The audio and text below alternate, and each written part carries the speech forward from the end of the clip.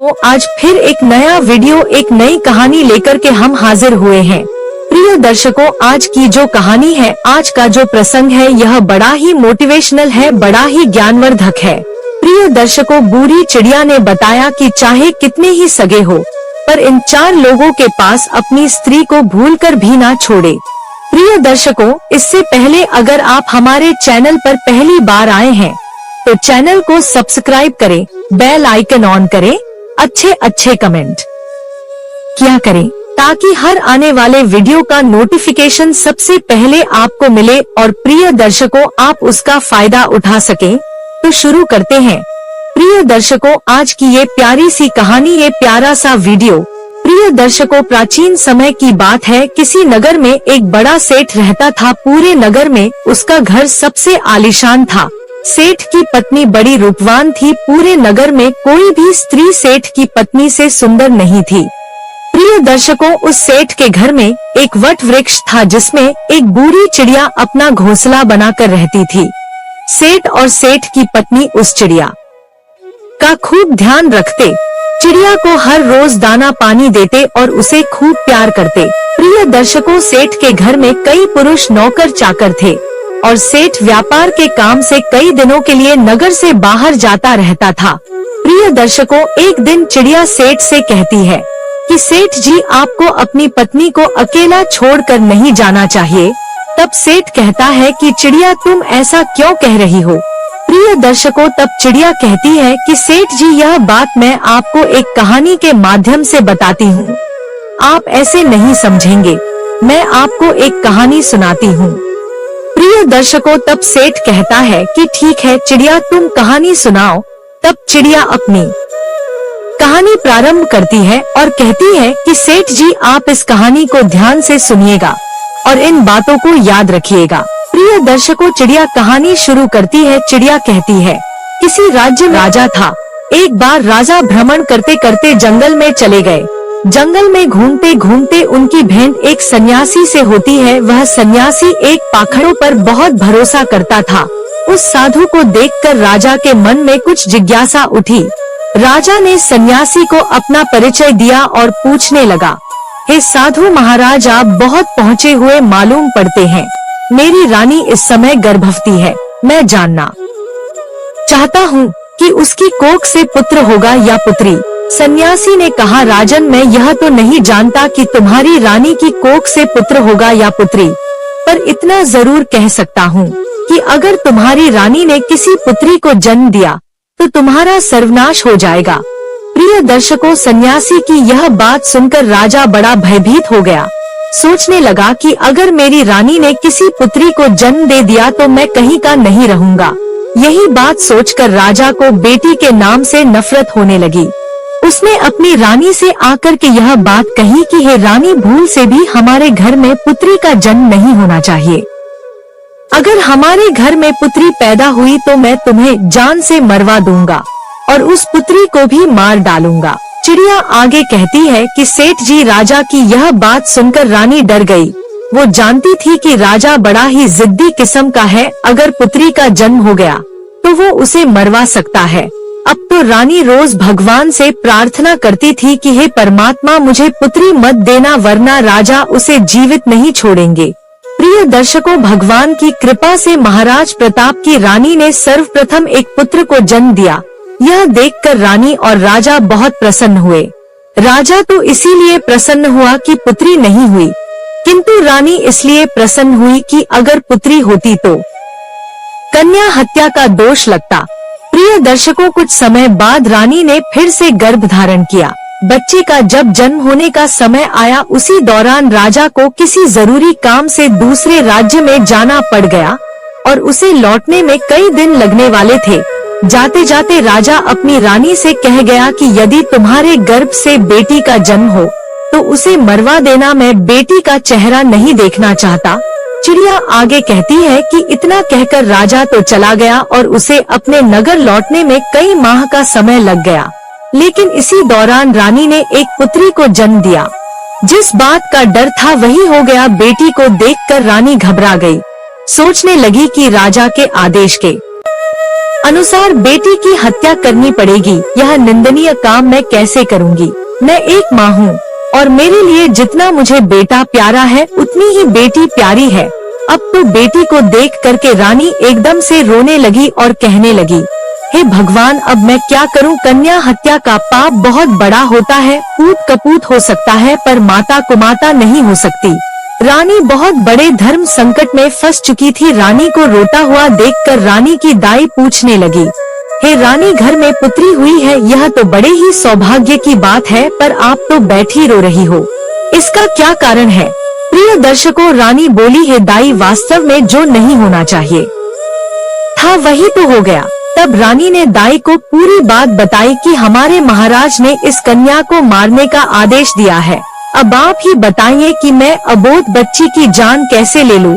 तब दाई ने रानी से कहा, हे रानी, तुम चिंता मत करो, तुम राजा से कह देना कि मैंने बेटी को मरवा दिया है। मैं तुम्हारी बेटी को सबके सामने मारने के लिए ले जाती हूँ, लेकिन मैं इसे मारूंगी नहीं, बल्कि इसे पाल लूंगी। अगर कोई पूछेगा तो मैं कह दूंगी कि यह बच्ची मेरी भतीजी है, इससे इस बच्ची की जान भी बच जाएगी और राजा की नजरों से दूर भी हो जाएगी। इसके पालन पोषण को लेकर तुम निश्चिंत रहो, मैं इसे अपनी बेटी की तरह पालूंगी। अब तो ये सुनकर रानी को बड़ी खुशी हुई, सोचने लगी कि यह बेटी भले ही मुझे देखने को ना मिले, लेकिन कम से कम वह जीवित तो बनी रहेगी। तब रानी ने बड़े उदास मन से कुछ आभूषण अपनी पुत्री के पालन पोषण के लिए उस दाई को दे दिए और दाई से रानी ने कहा, है दाई माँ, मैं तुम्हारा यह एहसान जिंदगी भर कभी नहीं भूलूंगी। जब तुम्हारे लिए धन की जरूरत पड़ेगी तो मैं तुम्हें इससे भी अधिक धन दौलत दूंगी, लेकिन मेरी बेटी का यह सच कभी खुलने मत देना। प्रिय दर्शकों, चिड़िया आगे कहती है कि इतना समझाने के बाद में रानी ने अपनी उस बेटी को दाई के हवाले सौंप दिया और धीरे धीरे करके पूरे राज्य में और महल में यह खबर फैला दी कि दाई ने ले जाकर उस बच्चे को मार दिया और उसे जमीन में दफना दिया। प्रिय दर्शकों, इधर क्या हुआ? उस बेटी को ले जाने के बाद दाई ने उस बेटी का बहुत अच्छे ढंग से पालन पोषण करना शुरू कर दिया। जब कुछ दिनों के बाद राजा प्रताप अपने राजमहल में लौट कर आया तो राजा को भी यही बात बताई गई कि आपके जाने के बाद रानी ने एक बेटी को जन्म दिया था और उस बेटी को आपके आदेश के अनुसार मारने के बाद जमीन में दफन कर दिया। प्रिय दर्शकों, ये सुनकर राजा को बड़ी खुशी हुई। इधर दाई उस बच्ची को अपनी भतीजी बताकर पालने लगी और उस बच्ची को जब भी रानी को देखने की इच्छा होती थी तो दाई उसे लेकर राजमहल में चली आती थी। उस बच्ची को देख करके रानी की ममता उमड़ने लगती। रानी चोरी चुपके उस बच्ची से प्यार कर लिया करती थी। किसी के पूछने पर दाई उसे अपने भाई की लड़की बताती थी। कन्या को देखकर रानी को बड़ा सुकून मिलता था। वो उस दाई को धन, वस्त्र, आभूषण दे दिया करती थी। इधर रानी के आदेश के अनुसार उस दाई ने बेटी की परवरिश में किसी प्रकार की कोई कमी नहीं छोड़ी। अब तो धीरे धीरे करके वो बेटी बड़ी होने लगी। धीरे धीरे वो जवान होती चली गई। राजमहल में उसका पालन पोषण नहीं हुआ था, एक गरीब दाई के घर में हुआ था, पर फिर भी वो एक सुंदर राजकुमारी की तरह दिखती थी। धीरे धीरे वह सुंदर यौवन से संपन्न हो गई। जब वह जवान हो गई तो दाई ने उसे राजमहल ले जाना बंद कर दिया। वह पूरे दिन दाई के घर में ही रहती थी। प्रिय दर्शकों, आगे चिड़िया कहती है कि एक दिन राजा प्रताप अपने नगर का भ्रमण कर रहा था। जब उसकी सवारी उस दाई के घर के सामने से होकर निकली तो वह कन्या अपने घर की छत पर खड़ी होकर स्नान करने के बाद अपने केशों को सुखा रही थी। रूपवती तो वो थी ही, उस समय तो और भी ज्यादा सुंदर प्रतीत हो रही थी। हाथी पर बैठे राजा प्रताप की अचानक उस कन्या पर नजर चली गई। उस कन्या को देखकर राजा को बिजली जैसा झटका लगा, क्योंकि वह नव युवती थी। राजा उसकी सुंदरता पर मोहित हो गया। राजा ने उसी समय अपने मंत्री से पूछा कि हे मंत्री, यह राजकुमारी जैसी दिखने वाली कन्या कौन है? मुझे तो उसके रूप में घायल कर दिया है, अति शीघ्र इसका पता लगाओ। मंत्री ने तुरंत पता लगाकर राजा को बताया, महाराज, यह कन्या एक बूढ़ी औरत की भतीजी है। प्रिय दर्शकों, रात भर राजा को नींद नहीं आई। बार बार उसी लड़की का चेहरा राजा की आंखों के सामने आ जाता था। सवेरा होते ही राजा ने मंत्री से कहा, मंत्री वह लड़की बहुत सुंदर है, उसने मेरी रातों की नींद उड़ा दी, उसकी मूरत मुझे बार बार परेशान करती है, उसके बिना तो अब मैं रह नहीं पाऊंगा। एक काम करो, कुछ लोगों को साथ ले जाकर आप उस बूढ़ी औरत के घर जाइए और उस लड़की के साथ मेरे विवाह की बात कीजिए। प्रिय दर्शकों, उसी दिन राजा के कहने पर राजा का मंत्री अपने कुछ सैनिकों को साथ लेकर उस लड़की का हाथ मांगने उस बूढ़ी औरत के घर जाता है और सारी बात उस दाई को बताता है कि हमारे राजा साहब आपकी बेटी से विवाह करना चाहते हैं, आपकी पुत्री को राजा साहब अपनी रानी बनाना चाहते हैं। मंत्री के मुख से ऐसे शब्दों को सुनने के बाद में दाई के एकदम से होश उड़ गए। दाई मन में सोचने लगी है, भगवान यह कैसा अनर्थ होने जा रहा है, आखिर अब मैं क्या करूं? यह कन्या तो उसी राजा की बेटी है और राजा इस बात को नहीं जानता है।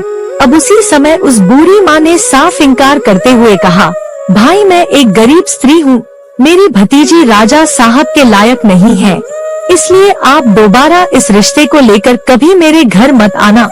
मंत्री ने कहा, है माँ तुम कैसी मूर्ख स्त्री हो, राजा के साथ अपनी बेटी का विवाह करने से इनकार कर रही हो। तुझे तो अपना भाग्य समझना चाहिए कि राजा स्वयं तेरी बेटी से विवाह करने का इच्छुक है। मंत्री के बार बार कहने पर भी उस बूढ़ी औरत ने राजा के साथ बेटी का विवाह करने से इनकार कर दिया। हारकर मंत्री वापस चला गया और राजा को सारी बात बताई कि वो बुढ़िया आपके साथ अपनी बेटी का विवाह करने से इनकार कर रही है। प्रिय दर्शकों, चिड़िया आगे कहती है कि सेठ जी इस बार राजा ने और कुछ लोगों को बुढ़िया के घर पर भेजा और उनके द्वारा हजारों तरह के लालच दिए, उसे डराया धमकाया भी, परंतु वो बूढ़ी औरत इस प्रस्ताव के लिए राजी नहीं हुई। बुढ़िया का हठ देखकर राजा एकदम गुस्से से भर गया। राजा ने उसी समय तुरंत ही हुक्म दे दिया कि उस बूढ़ी औरत को पकड़कर हमारे दरबार में लेकर जल्दी से जल्दी आओ। तब राजा का आदेश पाने के बाद में राजा के सिपाही तुरंत ही दौड़े दौड़े गए और उस बूढ़ी औरत को बंदी बनाकर ले आए। बंदी बनाने के बाद दरबार में लाकर उस बूढ़ी औरत की खूब पिटाई की। सैनिकों की मार को वो स्त्री बर्दाश्त नहीं कर पाई। कोड़ों की मार पड़ते ही बूढ़ी औरत राजा के सम्मुख एकदम से चीख कर गिर पड़ी और उसने सारी सच्चाई बता दी कि हे महाराज, वो लड़की कोई और नहीं बल्कि आपकी ही सगी बेटी है। आपकी रानी ने मुझे जब उस बेटी को मारने के लिए दिया तो मैंने उस बेटी को मारना ठीक नहीं समझा। मारने की बजाय मैंने उसे अपने घर में रखकर अपने भाई की बेटी बताकर उसे पालना उचित समझा। मैंने ही आपकी बेटी को पाल पोस कर इतना बड़ा कर दिया है। यदि आप अपनी ही बेटी से विवाह करेंगे तो यह बहुत बड़े पाप की बात हो जाएगी। प्रिय दर्शकों, दाई की बात सुनकर राजा चकित रह गया। उसने अपना माथा पीटा और सोचने लगा, है भगवान, मैं यह कितना बड़ा पाप करने जा रहा था, तूने मुझे इतने बड़े पाप में पड़ने से बचा लिया। अब तो राजा प्रताप को और ज्यादा गुस्सा आने लगा। उसने तुरंत ही अपने बेटे को हुक्म दिया कि बेटा, अपनी बहन को जंगल में ले जाकर इसका सर काट देना और इसे वही दफना देना। प्रमाण के लिए तुम इसकी दोनों आंखें निकालकर मुझे लाकर दिखाना। प्रिय दर्शकों, उस राजा का एक बेटा था जो उस लड़की से बड़ा था। अब वह भी जवान हो चुका था। अपने पिता की ऐसी बातों को सुनने के बाद में राजकुमार जो था वह एकदम से परेशान हो गया। सोचने लगा, पिताजी ने मुझे बहुत ही पाप का कार्य सौंपा है। इतने वर्षों के बाद तो मुझे मेरी बहन मिली है और उसे मैं अपने ही हाथों मार डालूं। भगवान कभी मुझे क्षमा नहीं करेंगे। हे भगवान, यह पाप मुझसे ना कराओ। अब तो राजकुमार सोच सोच कर बड़ा दुखी होने लगा। मन में सोचने लगा कि किस प्रकार अपने हाथों से अपनी बहन का कत्ल करूंगा, किस तरह मैं अपनी बहन की आंखें निकलूंगा। यदि मैं बहन का कत्ल करने से मना करता हूँ तो राजा बहुत बड़ा जिद्दी है, वह मुझसे नहीं तो किसी और से मेरी बहन को मरवा ही देगा। प्रिय दर्शकों, अब तो मजबूर होकर के राजकुमार अपनी बहन को लेकर जंगल की ओर चलने लगा, क्योंकि उसे जाना ही था। उसके पिता का जो आदेश था, बहन को जंगल में ले जाते समय अब तो भाई का प्यार बहन के लिए उमड़ पड़ा और कहने लगा, है बहन, किसी भी सूरत में मैं तुम्हारा कत्ल नहीं करूँगा, मैं तुम्हें यही जंगल में छोड़ देता हूँ। अब आगे तुम्हारी किस्मत रही कि वो तुम्हारे साथ क्या करती है। तब बहन ने जवाब दिया, भैया तुम मुझे मार दो और मारकर मेरी आंखें निकालकर पिताश्री को ले जाकर दिखा दो, और यदि तू मेरी आंखें निकाल करके नहीं ले जाएगा तो हमारा पिता तुझे भी मार देगा। प्रिय दर्शकों, उस समय वे दोनों भाई बहन एक दूसरे से लिपटकर बहुत रो रहे थे। उनके ऊपर दुखों का पहाड़ टूट पड़ा था। उन्हें कुछ समझ में नहीं आ रहा था कि वे क्या करें। अंत में राजकुमार इस नतीजे पर पहुंचा। उसने निश्चय कर लिया कि वह अपनी बहन को नहीं मारेगा। उसने अपनी बहन को समझाया कि बहन, मैं तुम्हें इस जंगल में छोड़े जा रहा हूँ। आगे भगवान मालिक है कि वो तुम्हारे साथ क्या करेगा। मैं कोई ना कोई बहाना पिताजी के सामने बना दूंगा। इतना कह करके उसने अपनी बहन को वही जंगल में छोड़ दिया और आगे के लिए चल पड़ा। आगे जाकर उसे जंगल में एक हिरण दिखाई दिया। उसने तुरंत उस हिरण का वध किया और उसकी दोनों आंखें निकाल ली। उसके बाद वह अपने पिता के समक्ष पहुंचा और वही हिरण की दोनों आंखें दिखाते हुए कहा, पिताजी, मैंने बहन को मारकर एक नदी में फेंक दिया है। वे आंखें देख करके राजा को भी भरोसा हो गया कि वास्तव में मेरे पुत्र ने उस लड़की को मार दिया है। सुनकर राजा बड़ा प्रसन्न हुआ। इधर रानी ने अपने बेटे को अपने पास बुलाया और पूछा, बेटा, क्या तू सच में अपनी बहन को मार कर आया है? तब राजकुमार कहता है, हे माँ, मैं तुमसे झूठ नहीं बोलूँगा। मैंने अपनी बहन को नहीं मारा, बल्कि मैं उसे जंगल में छोड़कर चला आया हूँ। यह सुनकर रानी को बड़ा सुकून मिला। वह भगवान से प्रार्थना करने लगी, हे भगवान, तुम्हारा बहुत बहुत धन्यवाद जो तुमने मेरे बेटे को सद्बुद्धि दी। मेरी बेटी जंगल में अकेली भटक रही होगी, तुम उसकी रक्षा करना और उसे ऐसी जगह पर लगा देना कि उसके जीवन की नैया पार हो जाए। जब उसे जन्म दिया है तो वो अपना पूरा जीवन जीकर ही मृत्यु को प्राप्त हो। प्रिय दर्शकों, इधर राजकुमारी जंगल में पत्ते फूल खाकर धीरे धीरे करके अपना गुजारा करने लगी। पेड़, पत्थर और कटीली झाड़ियों के बीच घूमते घूमते उसके वस्त्र बिल्कुल फट चुके थे। वह अर्ध नग्न अवस्था में उसी जंगल में भटक रही थी। कई दिन उसे जंगल में बीत चुके थे। एक दिन ऐसा भी आ गया कि उसके शरीर पर कोई भी वस्त्र नहीं बचा। वह वृक्षों से फल फूल खाकर अपना दिन गुजारती थी और घनी झाड़ियों के बीच छिपकर सो जाती थी। एक दिन उसी जंगल में एक दूसरे राज्य का राजा चंद्रभान शिकार खेलने के लिए आया। इधर राजकुमारी वृक्षों से फल तोड़कर खा रही थी। जैसे ही उसके कानों में घोड़े की आवाज पहुंची तो राजकुमारी घनी झाड़ियों के बीच छिपकर बैठ गई। सहयोग से राजा उसी वृक्ष के नीचे आकर विश्राम करने के लिए बैठ गया। अचानक राजा की नजर उन झाड़ियों के बीच गई। उसने देखा कि झाड़ियों के बीच कोई बैठा है। किसी मनुष्य की आकृति नजर आ रही थी। राजा ने फौरन आवाज लगाई, तुम कौन हो और इन झाड़ियों के बीच में क्या कर रहे हो?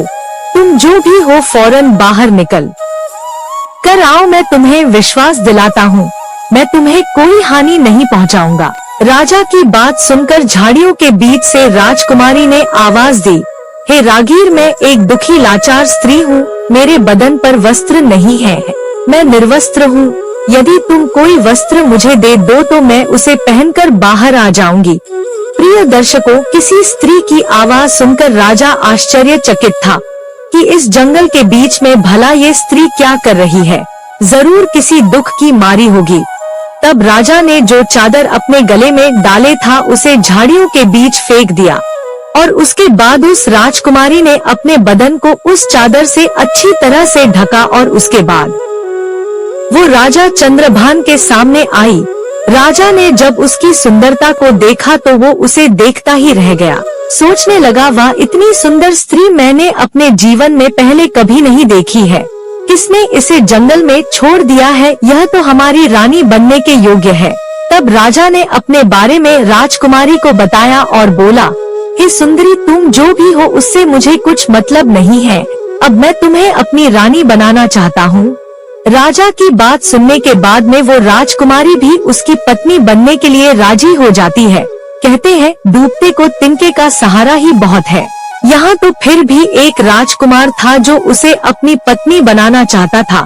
चिड़िया आगे कहती है कि सेठ जी, इसके बाद राजा उस कन्या को अपने घोड़े पर बैठाकर अपने राज्य में आया तो सबसे पहले वह अपने पिता के समय के एक बुजुर्ग मंत्री के घर पहुंचा और उस लड़की को उस बुजुर्ग मंत्री के घर छोड़ दिया और उससे कहा कि हे काका, आप ऐसा समझो कि यह तुम्हारी बेटी है और मैं इस लड़की से विवाह करूंगा। यदि मैं ऐसे अपने महल में इसे ले जाता हूँ तो लोग कहेंगे कि राजा किसी को कन्या को भगा लाया है। इससे मेरी मान प्रतिष्ठा पर ठेस पहुँचेगी। मैं इससे विधि विधान के अनुसार विवाह करके इसे अपने घर ले जाना चाहता हूँ। तब तक यह तुम्हारे घर तुम्हारी बेटी बनकर रहेगी और मैं कल कई लोगों के साथ तुम्हारे घर पर रिश्ता मांगने आऊंगा। चैनल को सब्सक्राइब कर लीजिए।